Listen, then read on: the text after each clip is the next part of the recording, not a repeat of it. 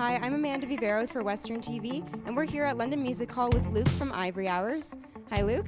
Hello there, how are you? I'm great. Excellent. Ready for tonight? You bet. All I'm right. excited, in fact. Yeah, it's your first time back in London since what, July? Yeah, for Rock the Park. How's it feel to be back?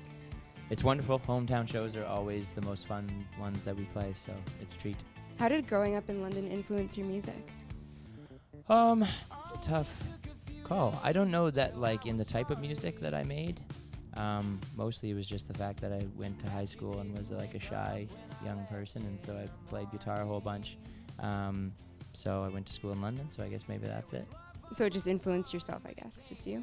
And I guess for the boys, I mean, Chris probably more than me. He went to I think it's Clark Road, and they have a really awesome music program there. So like his guitar or his like music teacher there, he still stays in touch with and stuff.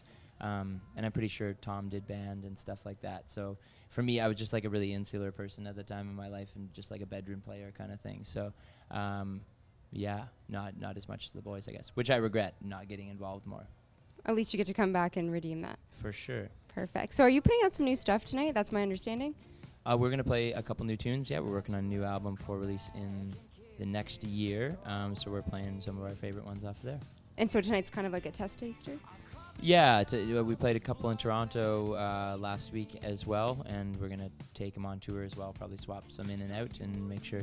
It's kind of important to us to play them live a couple times before we hit the studio, because usually we work out a couple kinks that way. How'd they do in Toronto? That was good. Yeah, it's nice. I mean, they're fairly like accessible tunes, so it's nice to see people at least like trying to sing along with the chorus by the second one. It's cool. So what would you say is the relationship between your lyrics and your instrumentals? How do they work together?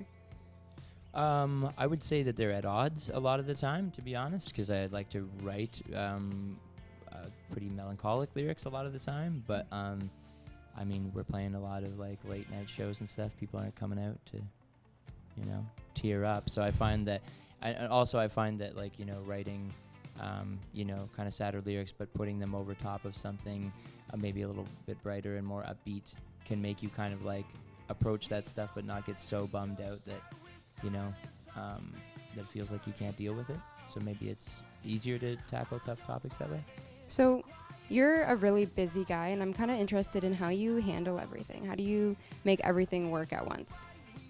I honestly think of it as a bit of a division in my brain in terms of like doing the creative things and doing business like managerial kind of things. They really don't mesh well in me. So, a lot of the time it's like, okay, today is going to be a creative day where I'm going to do some writing and stuff like that. Or even like parts of a day will be that way.